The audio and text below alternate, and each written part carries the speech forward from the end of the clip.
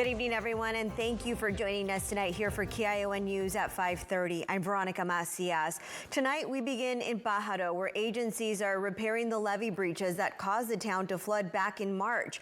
People living in Pajaro worry water may return to their homes in the event of another heavy rain season. Officials say they can't guarantee that won't happen. Telemundo anchor Edgar Olivares has more on this special report tonight.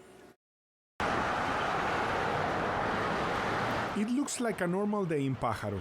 However, for this community, the fear of another flood never goes away. In March of this year, the Pajaro River levee broke in 3 sections. Much of the town of Pajaro was underwater. This church looks quite normal right now, but 9 months ago it was completely flooded. Now people can come, but there are concerns about a new flooding. Tuvimos que salir, nos dejamos todo. We had to leave. We left everything. When we came back after 3 or 4 days, we went outside because they wouldn't let us pass, because everything was already flooded. We lost our bed, furniture, everything. Silvestre Vargas has lived in Pajaro for 10 years. He works in a local tortilla factory and remembers the night of March 11, when he had to leave his house in the middle of the flood. Vargas points out how far the water reached that night. He worries that officials cannot guarantee that won't happen again. This is a river that brings in water from Santa Clara County, San Benito, Santa Cruz, and Monterey. 4 counties.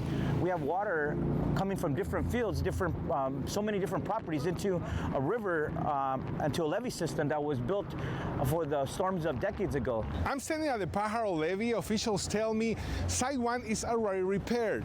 They say that should help with flooding in downtown Pajaro. That 400-foot gap that they fixed was built to today's engineering standards. So it is actually stronger, that 400-foot section, than the older levees to the immediate right or left of it, which are the original 1949 levee system. According to engineers, the other 2 ruptures may cause flooding in agricultural fields and Highway 1. Work on Site 3 is underway. The Corps of Engineers say it was delayed due to removal of water in that area. They estimate that it will be completed in 2 weeks. The Army Corps says Site 2, located near Highway 1, will be repaired in January if the weather allows. We do not expect to have any construction for Sites 1, 2, and 3 ongoing into the summer. That is not the plan. That's not our goal. Even with repairs underway, the risk remains. There does continue to be risk, and we're all very conscious of that. And we don't want to pretend that there isn't risk associated with these repair sites right now, because that would be an insincere, disingenuous approach. The Pajaro River levee was built in 1949, but reached its useful life decades ago. The Army Corps of Engineers says the new levee will protect the river for 100 years. According to the agencies involved in the project, they expect to start building the new levee in 2024 and finish it in around 7 years. But why did it take too long to have protection for Pajaro and surrounding communities? The Army Corps looked at a benefit-cost ratio, and they used this analysis that really sort of hurt people rather than help people. The levee and the infrastructure repair is based on tax bases within the communities. Pajaro is a community of 3,000, a working-class community. It does not have a great deal of resources. Watsonville has 50,000 people, a lot more wealth, so you could throw the tax on each of those, and which money is going to be available to maintain those levees. This is changing from that because we realize it's unfair, and that's what we're trying to address, past inequities. We know that this has been something that the community has asked for a very long time. It's not that there hasn't been a lack of ask from the local elected officials, from the local residents, local businesses.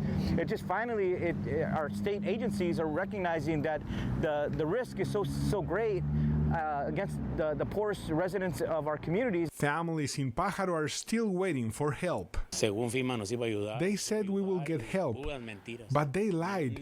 I didn't get a dime from FEMA. For those individuals who don't have their papers, it's especially devastating because they're not eligible for any of the assistance programs that others have, which is so unfair because they're paying their taxes just like everybody else. and yet they are excluded from the help they need. The state approved $20 million in funding for Pajaro. Monterey County will give money to businesses and families affected by the flooding. In addition, there will be projects for the community. That money was very much needed. Yes, FEMA came in here, provided some help. The state created a storm assistance program for undocumented immigrants. That helped some families, but it wasn't enough, obviously. These small businesses didn't qualify for any help except another loan, which many cannot afford. Rainy days are expected during Christmas, a time locals hope the levee can resist, so as them. In Pajaro, Edgar Olivares, KION News, Channel 46. We're all hoping for the best. They're part of our community here on the Central Coast. The total cost of the new levee is approximately $600 million, and that work will take multiple years to complete.